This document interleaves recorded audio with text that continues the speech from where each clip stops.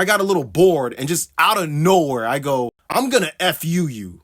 I said that verbatim. And then he just pauses and looks at me with the biggest what the look on his face, right? The whole house just blew up, right? And what made 2025 marks John Cena's final year before retiring from wrestling. And he's going out with a bang. The dude finally turned heel, and he's gonna main event his last ever WrestleMania to secure his 17th World Championship. So I've decided to draw John Cena in a bit of a what if John Cena was in Dragon Ball scenario. And for this video, I'll share stories of my personal memories of John Cena. Alright, that's enough of that.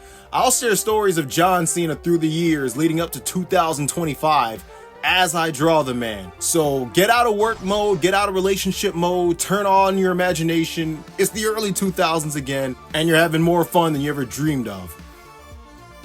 Some of my earliest memories of John Cena was during his Marine phase. Remember when he'd come out like in the green and all that stuff and salute, like when he started doing that? Those are my earliest memories. It was because of stuff like this and the movie The Marine itself that got a whole generation of children believing this man was an actual Marine. I remember one of my friends from church telling me, this is years after the whole Marine gimmick thing.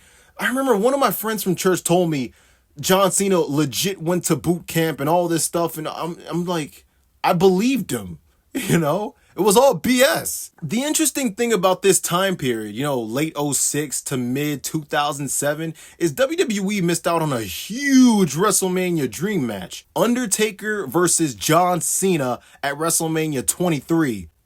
WrestleMania 23, for those of you who didn't know, had the highest buy rate of any WrestleMania up to that point. So let me jog your memory a bit. Undertaker won the Rumble and chose Batista. And we all know how that ended up playing out. But if Undertaker chose John Cena, WrestleMania 23 would have gone down as a top 3 Mania, no doubt. The build to Mania would have been freaking unreal. Could you imagine Undertaker, John Cena at WrestleMania 23? You will rest in... Actually, no. There is no way John Cena would have lost. No way. I'm about 141 2/3% sure John Cena would have killed the streak. Yeah, nah. The only thing resting in peace that night would have been the streak and Vince McMahon's hair. But let me know what y'all think in the comments, because I know some of y'all disagree with that, but it don't matter. John Cena would have won. And that's probably the reason they just didn't have the match and waited 11 years to have it. That wasn't really a match, though. Those were the days, man. Back when Cena used to bleed and actually called his finisher the FU. I almost got myself in trouble saying that once. Funny story, and let me tell it. Me and my siblings used to perform wrestling moves on each other all the time, as siblings do. But one day, I was at most 7 years old when this happened. When me and my brother were watching TV one day, I remember I got a little bored and just out of nowhere, I go, I'm gonna F you. I said that verbatim. And then he just pauses and looks at me with the biggest what the look on his face, right? And then he just goes, I'm telling you, you know, like a little pussy, right? And this is my older brother saying this. I'm over there in shock, just like, what? But John Cena says it all the time. I was so confused and shocked that I didn't even realize what I had said. And you know, come to think of it, hindsight being 2020, it's probably best they changed it to the attitude adjustment. There's just so many memories. Like, remember when Randy Orton kicked John Cena's dad? Or when the Nexus showed up and he got fired and then immediately returned?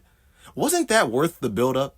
All for that, just for him to immediately return? It's funny, the one thing I remember from that whole Nexus run more than anything is when he was joking about pissing in Wade Barrett's coffee. That just always stood out to me for some reason. Then there was the night John Cena actually turned heel.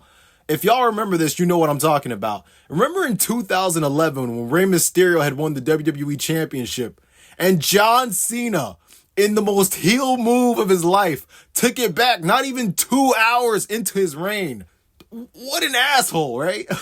like, that's such an asshole move. And people say he was being heelish in 2012. And speaking of which, John Cena versus The Rock. The instant classic not only in the house, but at the schoolyard. It's hard to describe in words the impact of this whole little feud that went on with The Rock and Cena. You just had to be there. It's one of those kind of things. But I remember when it was happening. I remember liking both Cena and Rock, but I liked Cena more because I grew up with him on TV. Had to catch Rock on YouTube, and it just wasn't the same, you know? So you could only imagine how distraught I was after John Cena lost at WrestleMania. But that frown would turn upside down just a year later after he got his win back, so I ain't even mad. I ain't complaining. But on a side note, though, do any of y'all remember how ridiculous it was when they announced the WrestleMania match for WrestleMania 28 a whole year in advance? Like, the crowd literally went, huh? And then died a death after Rock said WrestleMania next year. It was like that 9/11 meme from Family Guy, you know? That was a pretty ballsy move by the WWE, but the results don't lie, because got the highest buy rate of any WrestleMania, so, I got one last story, and it's also from 2012. Now, I wasn't born in America, so my parents oftentimes didn't really understand jokes told on TV, but they'd still laugh if the delivery hit, you know what I'm saying? So when John Cena had called Eve a hoski, the whole house just blew up, right? And what made this moment even funnier was my dad asking us, what does hoski mean? Me and my siblings just looked at each other in complete disbelief. Like, what? Like, what are we supposed to tell this guy? We just ended up saying, like, oh, we don't know. Like, we don't know. Like, he was freaking clueless. But this was even worse whenever Edge would call John Cena a son of a bitch, and my dad would mock Edge and repeat the phrase multiple times, laughing maniacally. Words wouldn't be able to describe how unhinged this all was. I mean, luckily he knew calling someone an SOB was inappropriate to say in public, so there's that consolation, right? Going to Google Images and YouTube and seeing all the stuff I didn't remember pre-Edge and Lita was always a great sight to see. The promo with the boogeyman and stuff, getting Jericho fired, getting stabbed, making out with Maria, the battle raps, and his heel run. All that stuff blew my mind when I first seen it. Because I was young, I didn't remember any of it, so I had to Google it online. You know, my siblings would tell me all about that stuff, but I had no clue. Speaking of John Cena's heel run, though, I thought if he turned heel before going to Hollywood, like before 2018 or whatever, I thought if he had turned heel before that point, then him using Bad Bad Man would have been a perfect song to come out to. I mean, just imagine him walking out to that at One Night Stand 2006. Now that's a sight to see. But it ain't 2006, it's 2025, and he should win at WrestleMania and then loom over the company at very least into the summer. I mean, Summer of Cena does have a pretty good ring to it, you know what I'm saying?